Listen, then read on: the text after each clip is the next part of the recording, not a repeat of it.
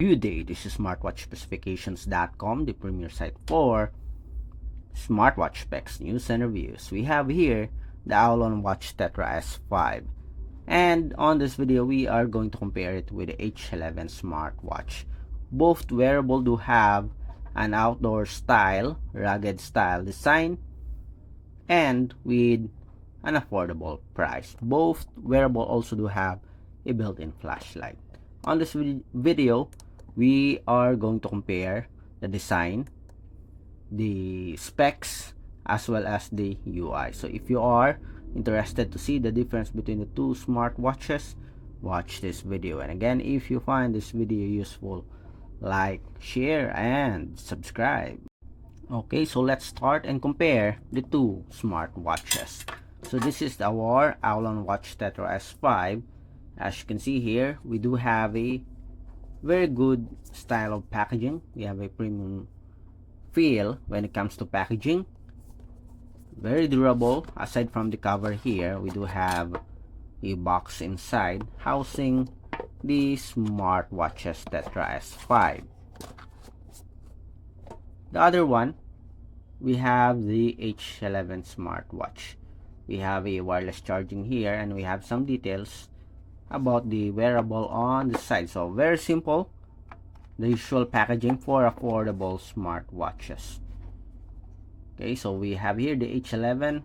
We have the name of the support app here, a preview of the smartwatch, the QR code of the app, and some details on the features. Well, for the Tetra S5, we do have some details about the specs here and some details about the manufacturer. Okay, then next we have here the wearables. Again, this is the AOLON Watch Tetra S5, and the other one we have the H11 Smartwatch. Both do have a rectangular body frame with an outdoor style body or case. On the side here, let's have a closer comparison here.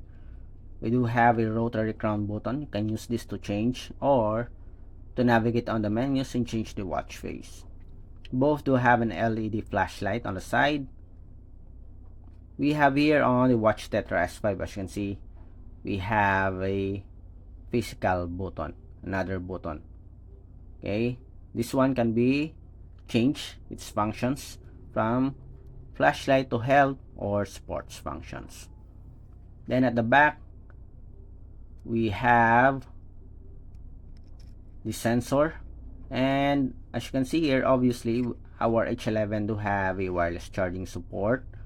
For our Watch Tetra S5, it is still using the pogo pin, okay, style magnetic charging. Both are USB type A. Quick release pin for the strap. Both do have a flexible silicone strap with stainless steel buckle. On the other side, for our Watch Tetra S5, we have a metal style here, okay, with the branding AOLON, giving it a sporty mechanical look. Again, for the style, you almost have the same design here. I like the look here of our H11 compared to our Watch Tetra S5. But when it comes to the feel and style, the Watch Tetra S5 do have, it feels solid, more solid compared to our H11, and it feels premium with its design here, especially on the side, compared to our H11 Smartwatch. Very simple on the side, but I like the bezel here. Okay, again, for the design, so which do you think is much better? Okay, the next, let's have the dimension. Let's go first with the width.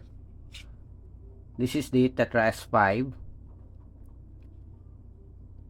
So we have 41. For our H11, we have 40.9. I think it's just the same. Okay, just a minor difference when it comes to the frame. For the length here, we have 50. For our H11, we have 47.8. I think because of the design here. But if we're going to measure on this side, that's around 46.8 or 7. The other one, 47.7. For the thickness, it is around 11.7. The other one, 11.7. Just the same thickness for both wearable. Okay, the next, let's have the weight. For the weight here, let's go first with the Tetra S5.